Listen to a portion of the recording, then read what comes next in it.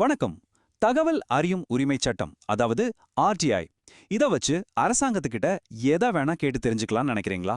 உண்மையில அதுல ஒரு பெரிய ட்விஸ்ட் இருக்கு. அதுதான் பிரிவு 24. வாங்க, அத பத்தி தான் இன்னைக்கு நம்ம விளக்கமா பார்க்க போறோம். சரி, நேரடியா விஷயத்துக்கு வந்துடுவோம். இந்த ஆர்டிஐ சட்டத்தை பயன்படுத்தி அரசாங்கத்துக்கிட்ட இருந்து நம்மால எல்லா தகவலையும் வாங்கிட முடியுமா? இதுதான் இன்னைக்கு நாம அலச போற ரொம்ப முக்கியமான கேள்வி.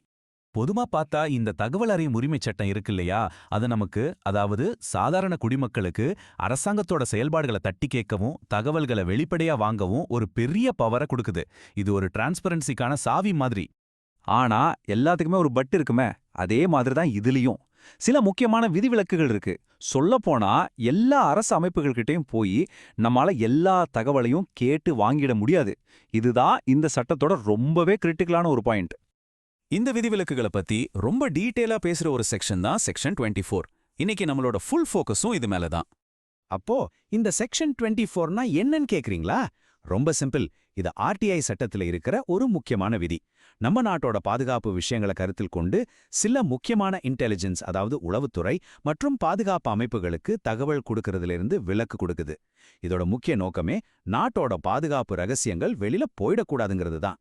உதாரணத்துக்கு சொல்லணும்னா ரா, ஐபி, அப்புறம் நம்ம பார்டர் செக்யூரிட்டி ஃபோர்ஸ் பிஎஸ்எஃப் மாதிரி ரொம்ப பவர்ஃபுல்லான மத்திய அரசு அமைப்புகளுக்கெல்லாம் இந்த விலக்கு உண்டு.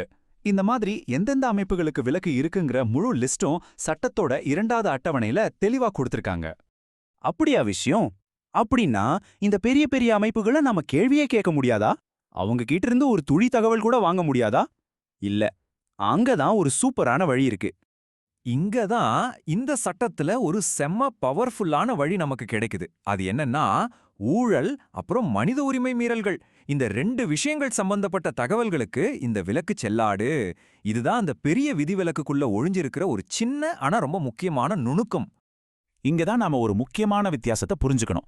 இந்த பாதுகாப்பு அமைப்புகளோட பொதுவான வேலைகளை பத்தி, அதாவது அவங்களோட ஆபரேஷன்ஸ் பத்தி கேட்டா அவங்க தகவல் தர வேண்டிய அவசியம் இல்ல. ஆனா அதே டிபார்ட்மெண்ட்ல ஊழல் நடந்திருக்கு, இல்லனா மனித உரிமை மீறல் நடந்திருக்குன்னு நீங்க தகவல் கேட்டா அவங்க கண்டிப்பா பதில் சொல்லி தான் ஆகணும்.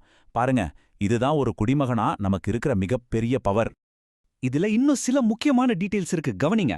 ஒருவேளை மனித உரிமை மீறல் சம்பந்தப்பட்ட தகவலா இருந்தா சென்ட்ரல் இன்ஃபர்மேஷன் கமிஷன், அதாவது மத்திய தகவல் ஆணையத்தோட அப்ரூவலோட 45 நாளைக்குள்ள தகவலை கொடுத்தாகணும்.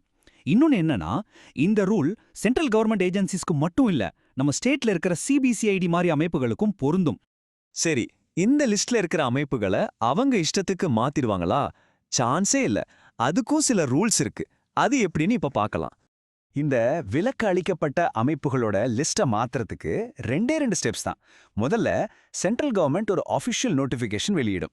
2வதா, ரொம்ப முக்கியமா, அந்த நோட்டிஃபிகேஷனை பார்லிமெண்ட்டோட 2 சபைகள்லயும் வச்சு அப்ரூவல் வாங்கணும். இதனால அரசாங்கம் நினைச்ச மட்டும் எதையும் மாத்திர முடியாதுன்னு நல்லா தெரியுதுல்ல? இவ்ளோ நேரம் பேசுனதுலேருந்து நாம எடுத்துக்க வேண்டிய முக்கியமான மெசேஜ் என்ன? இது உங்கள் உரிமை, உங்கள் சக்தி. சுருக்கமா சொல்லணும்னா இந்த சட்டத்தோட மொத்த சாராம்சமே இதுதான். ராணுவம், போலீஸ் மாதிரியான பாதுகாப்பு துறைகளோட பொதுவான வேலைகளை பத்தி நம்ம கேள்வி கேட்க முடியாதுதான். ஆனா அதே துறைகள்ல யாராவது லஞ்சம் வாங்கினாலோ அல்லது அப்பாவி மக்களை துன்புறுத்தினாலோ தகவல் அறியும் உரிமை சட்டத்தின் கீழே தைரியமா கேள்வி கேட்க பொதுமக்களுக்கு முழு உரிமை இருக்கு. இந்த விஷயத்த நம்ம எப்பவும் மனசுல வச்சுக்கணும். இப்போ இந்த பவர்ஃபுல்லான டூல் உங்க கையில இருக்கு.